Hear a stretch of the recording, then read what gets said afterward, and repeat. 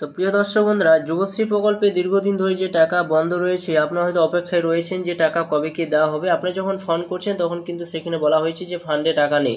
কেন টাকা দেওয়া হচ্ছে না, একটা নিউজের মাধ্যমে আপনাদের তুলে ধরেছি যে সেখানে দেখুন কি বলা হয়েছে এবং কেন টাকা আপনাদের এখনো পর্যন্ত পাওয়া যাচ্ছে না। রাজ্য সরকার যে সমস্ত সামাজিক প্রকল্পগুলো ছিল, সেই সমস্ত সামাজিক প্রকল্পগুলো কিন্তু অর্থ যে একটা বরাদ্দ করে, সেই বরাদ্দ পরিমাণ কিন্তু আস্তে আস্তে কিন্তু কমিয়ে দেওয়া হয়েছে।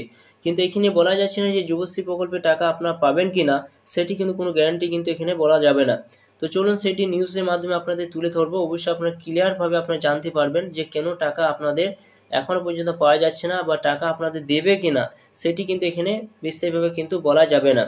তো চলুন সম্পূর্ণ আলোচনা করা যায়। অবশ্যই আপনার ভিডিওটা প্রথম থেকে শেষ পর্যন্ত দেখবেন এবং চ্যানেলটা সাবস্ক্রাইব করে রাখবেন, পাশে থাকা বেল আইকনটি অবশ্যই আপনারা প্রেস করে রাখবেন। এখানে যেটা বলা হয়েছে এই নিউজের মাধ্যমে আপনারা জানতে পারবেন যে এখানে ক্লিয়ারভাবে কি বলা হয়েছে, কেন যুবশ্রী প্রকল্পে টাকা আপনারা পাচ্ছেন না। তো রাজ্য সরকারের তরফে বিভিন্ন দপ্তরের খরচে ঊর্ধ্বসীমা কমানোর সিদ্ধান্ত নেওয়া হয়েছে। দেখতে পাচ্ছেন যে যে পরিমাণ কিন্তু খরচা করা হতো, সেই পরিমাণ কিন্তু আস্তে আস্তে কিন্তু কমিয়ে দিচ্ছে রাজ্য সরকার। সম্প্রতি একটা নির্দেশিকায় জানানো হয়েছে যে এখন থেকে বিভিন্ন দপ্তর তাদের প্রকল্পের জন্য নির্দিষ্ট পরিমাণের বেশি খরচ করতে পারবে না, যেটা কিন্তু এখন স্পষ্টভাবে কিন্তু বলে দেওয়া হয়েছে।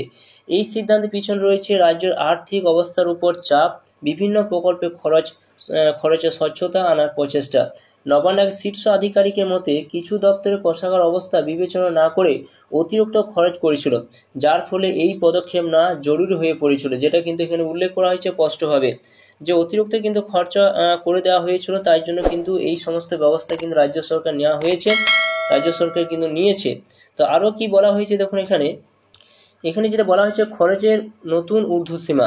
নতুন নির্দেশিকা অনুযায়ী বিভিন্ন দপ্তরের জন্য খরচের ঊর্ধ্বসীমা নির্দিষ্ট করে দেওয়া হয়েছে। আসুন দেখে নেওয়া যাক কোন দপ্তরের জন্য কত টাকা ধার্য করা হয়েছে। তো আপনারা যখন ফান্ড করছেন সেখানে কিন্তু বলছে যে ফান্ডে টাকা নেই। কেন নেই আপনারা এইখানেই পরিষ্কারভাবে কিন্তু আপনারা জানতে পারবেন। তো আপনারা জানেন রাজ্য সরকার বিভিন্ন ধরনের দপ্তর রয়েছে, পূর্তি দপ্তর রয়েছে, সেচ রয়েছে, পঞ্চায়েত ও গ্রামোন্নয়ন রয়েছে, স্বাস্থ্য ও পরিবার কল্যাণ এবং নগরায়ণ দপ্তর কিন্তু রয়েছে।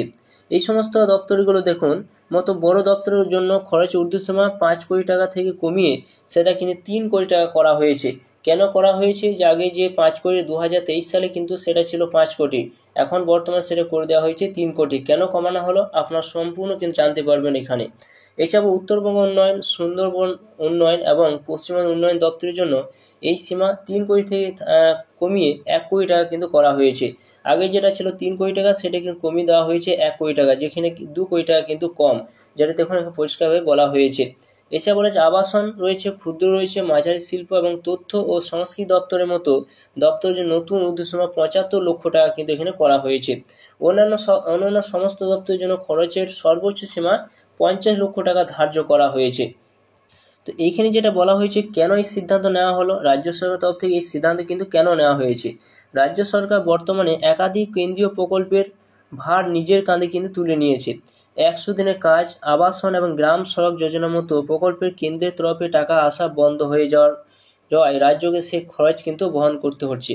আপনারা জানেন যে রাজ্য সরকার কিন্তু সমস্ত খরচ কিন্তু বহন করছে। কেন্দ্রীয় সরকার যে সমস্ত কেন্দ্র সরকার কাছ থেকে যে সমস্ত প্রকল্পে টাকা পাওয়া কথা, সেটি কিন্তু কেন্দ্র সরকার না দেয়, কিন্তু রাজ্য সরকার নিজে দিচ্ছে, নিজের ফান্ড থেকে কিন্তু দিচ্ছে।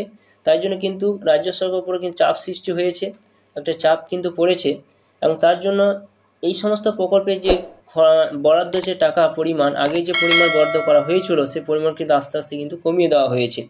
এখানে বলা হয়েছে এর পাশাপাশি লক্ষ্মী ভাণ্ডার এবং কন্যাশ্রীর মতো একাধিক যে সামাজিক প্রকল্প রাজ্য সরকার চালাচ্ছে, যার ফলে কোষাগারের উপর বিপুল চাপ সৃষ্টি হয়েছে, যেটা কিন্তু পরিষ্কারভাবে দেখুন বলে দেওয়া হয়েছে। রাজ্য সরকার সবথেকে জনপ্রিয় প্রকল্প হচ্ছে লক্ষ্মী ভাণ্ডার এবং কন্যাশ্রী।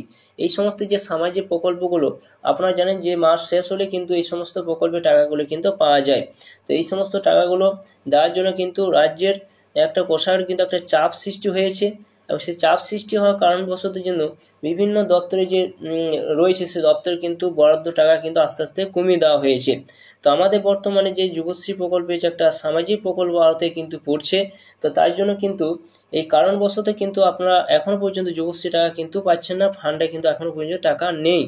দেখুন যার ফলে কোষাগারে বিপুল চাপ সৃষ্টি হয়েছে। এই পরিস্থিতিতে খরচে লাগাম টানা এবং আর্থিক শৃঙ্খলা বজায় রাখার জন্য রাজ্য সরকার এই সিদ্ধান্ত কিন্তু নেওয়া হয়েছে, যেটা কিন্তু বলা হয়েছে পরিষ্কারভাবে পরিষ্কারভাবে কিন্তু এখানে বলে দেওয়া হয়েছে। যেটা বলা হয়েছে প্রকল্পের ছাড়পত্র, অর্থ সচিব প্রভাত কুমার মিশ্রের সই করা এই নির্দেশিকা আরও বলা হয়েছে এখন থেকে প্রতিটি প্রকল্পের ছাড়পত্রের জন্য সংশ্লিষ্ট দপ্তরের উপদেষ্টার অনুমোদন বাধ্যতামূলক, যেটা দেখুন পরিষ্কারভাবে বলে দেওয়া হয়েছে। এর ফলে প্রকল্পের খরচ এবং কার্যকারিতা আরও সূক্ষ্মভাবে পর্যালোচনা করা সম্ভব হবে। এই নতুন নিয়ম চালু হওয়ার রাজ্যের আর্থিক পরিচালনা আরও স্বচ্ছতা আসবে বলে মনে করা হয়েছে। তো আপনারা এবার এখানে ক্লিয়ারভাবে আপনারা জানতে পারবেন যে যুবশ্রী প্রকল্পে যে টাকা দীর্ঘদিন যে এখনও বন্ধ রয়েছে, ফেব্রুয়ারি মাস পর্যন্ত কিন্তু 2,05,516 জনকে কিন্তু টাকা কিন্তু দেওয়া হয়েছে, বাদবাকি কিন্তু টাকা এখনও পর্যন্ত বাকি রয়েছে। এবং আপনারা যখন ফান্ড করছেন সেখানে কিন্তু বলা হয়েছে যে ফান্ডে এখনও পর্যন্ত কিন্তু টাকা নেই। তো কেন নেই, এই কারণবশত হয়তো রাজ্য সরকারের যে সমস্ত সামাজিক প্রকল্পগুলো রয়েছে, যেমন লক্ষ্মী ভাণ্ডার থেকে কন্যাশ্রী সবথেকে জনপ্রিয় প্রকল্প, সেই প্রকল্পগুলো কিন্তু চালাতে রাজ্য সরকার কিন্তু কোষাগারে একটা বিপুল চাপ সৃষ্টি হয়েছে। তাই আরও বাদবাকি যে সমস্ত প্রকল্প, সেই প্রকল্পগুলোকে চালাতে কিন্তু রাজ্য সরকার একটা নাজেহাল অবস্থার মধ্যে কিন্তু পড়ে গিয়েছে। তার জন্য কিন্তু এই যে যুবশ্রী প্রকল্পের টাকা কিন্তু আগে কিন্তু আপনারা সঠিক টাইমে পেয়ে যেতেন, কিন্তু বর্তমানে কিন্তু এখন আর টাকা কিন্তু পাওয়া যাচ্ছে না। তাই রাজ্য সরকার এই প্রকল্পে টাকা দেবে কিনা এখনও পর্যন্ত নিশ্চিতভাবে কিন্তু বলা যাবে না। তো এইটি বিষয়ে আপনারা অবশ্যই আপনারা জানতে পারলেন কেন রাজ্য সরকার এখনও পর্যন্ত যুবশ্রী প্রকল্পে টাকা দিচ্ছে না এবং পাওয়া যাবে কিনা। তো সঠিক আপনার যদি কোনো ইনফরমেশান থাকে অবশ্যই আপনারা কমেন্ট করে জানাবেন এবং ভিডিওটি অবশ্যই লাইক করবেন, চ্যানেলটা অবশ্যই আপনারা